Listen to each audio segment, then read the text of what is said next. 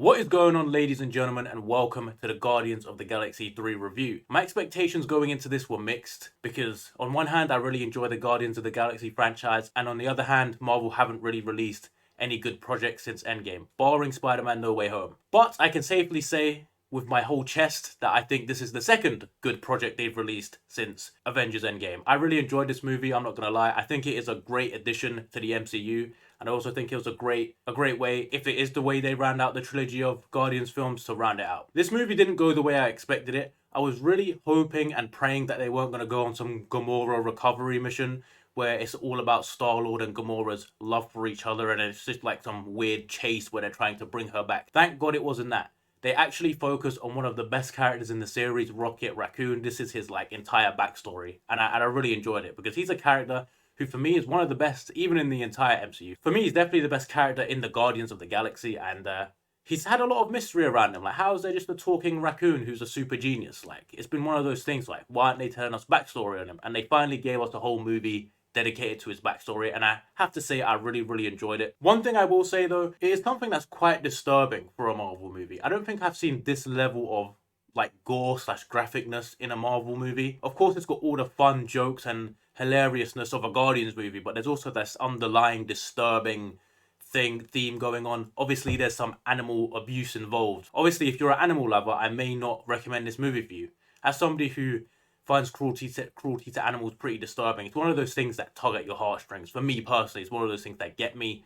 I mean, a few things in this movie were a little disturbing on that front. So, a few other things I want to comment on about the story before we move on. Like I said, it's a little bit darker than your traditional Guardians movie or traditional superhero movie even. I think there's moments in this that are really disturbing. There are moments in this that are really sad that might bring you to tears. I mean, it welled me up a few times. I didn't actually cry, but hey man, there was a few that really hit you in the heartstrings of this in this movie. And of course, there's all the funny, wacky moments of a Guardians movie. This movie will make you laugh. I guarantee that if nothing else, you will laugh. Unless you're a dead soulless husk, surely you will laugh at this movie. It was really entertaining from that standpoint. I mean, there's some great fights in it, as there always is with superhero movies. Anything from the MCU usually has great action sequences.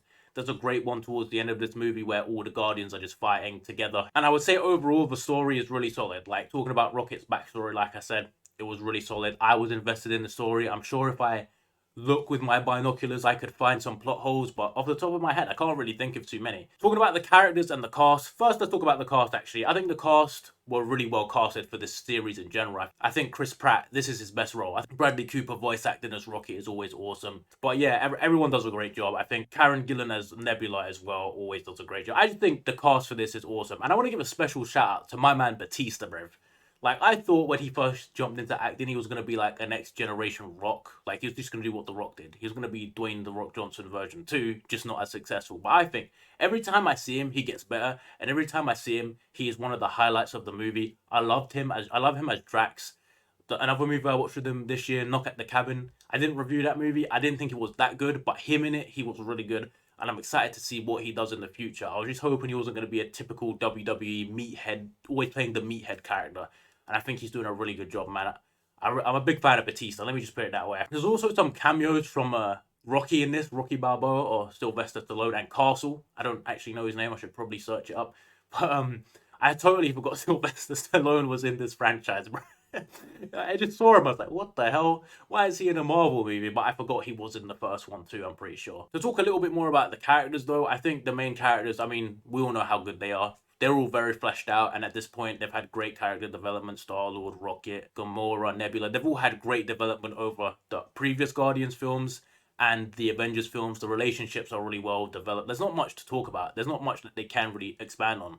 You know, they've created a great sort of universe and cast of characters, and you can see that the writers and James Gunn and everyone who works on this has supreme love for the characters. The way they treat them is awesome. The interactions, the deepness of everything is great. I will say, though, one negative on this is that it does suffer from a bit of the too many character syndrome.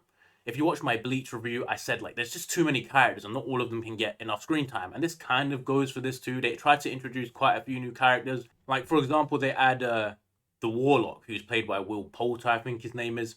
I had to Google where I knew him from, and he always plays like the kid. I remember he's the kid in We're the Millers, right, which is a comedy movie. Like, it was kind of surprising to see him in this role, and his character Warlock, I mean, he was not really utilized to the best of his ability. Like, he was in the film and you knew he had to do something, and he did eventually do something, but he was kind of just there. It kind of felt like they were trying to shoehorn his character in any way they could. They added a new dog character who, I forgot the name of the character, but it's basically Laika, right? Like, that's basically the dog that the Russians shot into space. That's what that character is. I think some of the new characters are cool, like the dog. I think Warlock has potential. I also think some of the characters do get underutilized. The main cast of Guardians get used really well, like I said, but also the guy who replaced Mel Dixon, bro. The guy with the arrow who whistles. I feel like he wasn't used to his full potential. And he's also kind of a weirdo. Like, I much preferred Mel, mate. I much preferred Yondu to this guy, you know what I mean? Let's talk about the villain real quick. Now, the villain is basically a Thanos light, but I will say this is a very hateable villain. He is an animal abuser. He is just a dick, bro. He is just a very hateable character, which is always good for a villain. You don't want people to be loving villains for the most part. But like I said, he kind of is a Thanos light. He wants to create utopian worlds, as most people do. At least most villains. Maybe he's a communist, I don't know. But yeah, he really has no conscience. He will kill anything. He will do any experiments.